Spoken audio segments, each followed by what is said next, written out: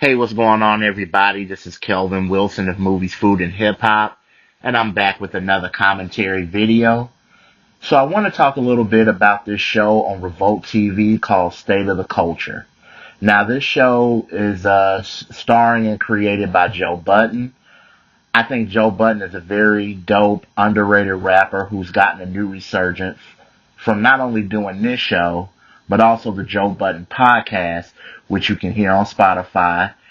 And before that, it was a show that came on YouTube as well called Everyday Struggle.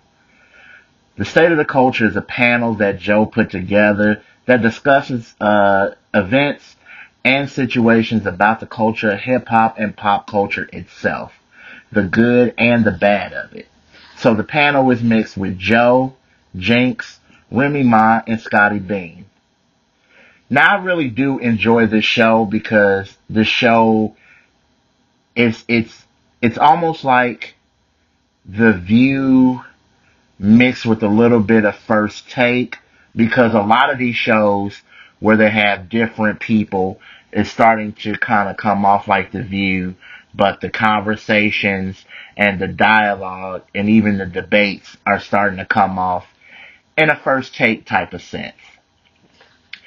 But the reason why I wanted to talk about this subject is because, like, for the past couple of days, I've been kind of on YouTube, and I've been seeing a lot of, like, commentary videos from people, mostly black males, who are saying that Joe should get rid of Scottie Beam. When doing a show like Everyday Struggle or State of the Culture, you have people on there with various different styles and opinions. And even if you don't agree with that or agree with what they're saying, they still have the right to say it and are still entitled to their opinion. Now, in my humble opinion, sometimes I think that some of these young men and women in hip-hop media are too quick to want to see someone fired or kicked off just because they don't share the same opinions that they have. Now, I don't know much about Scottie Beam as a person, and I don't know what she's been through in her life. But if she can bring insight to a conversation that may have some effect in her life, or people surrounding in her life that has probably gone through that same situation, then I think that she does have something to bring to the table.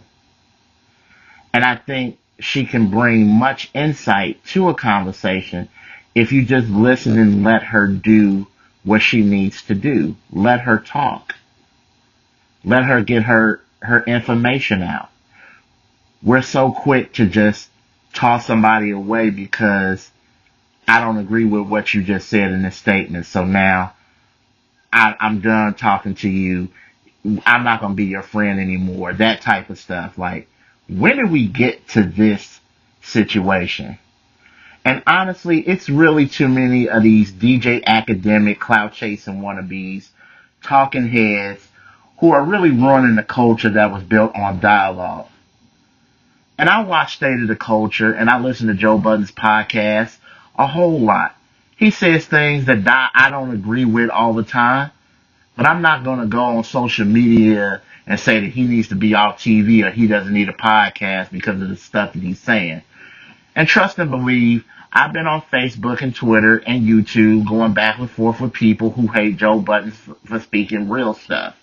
Whether you believe it or not, or think he doesn't know what he's saying, or even if you believe what he's saying is true, he still has the right to say what he wants. And that goes for Scottie Beam as well.